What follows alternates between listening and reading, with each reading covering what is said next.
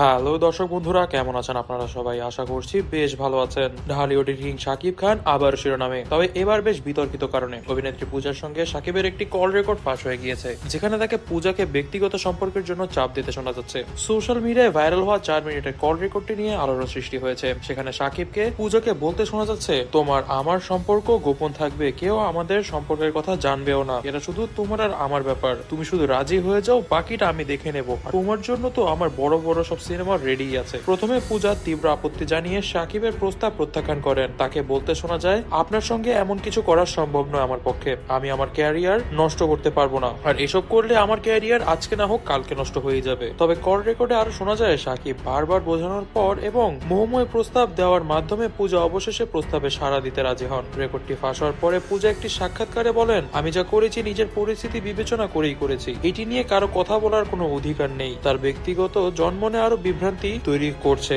অনেকেই তাকে সমালোচনা করছেন, আবার কেউ কেউ তার পরিস্থিতি বোঝার চেষ্টা করছেন। এই প্রসঙ্গে শাকিব খান এখনো কোনো মন্তব্য করেননি মিডিয়ার সামনে। তবে তার ঘনিষ্ঠ সূত্র বলছে, শাকিব খান এই ঘটনাকে ভিত্তিহীন ও পরিকল্পিত ষড়যন্ত্র বলেই মনে করছেন। এমন কল রেকর্ড ফাঁস হওয়ার পর থেকে শাকিব ও পূজা উভয়ের ভক্তদের মধ্যে মিশ্র প্রতিক্রিয়া দেখা যাচ্ছে।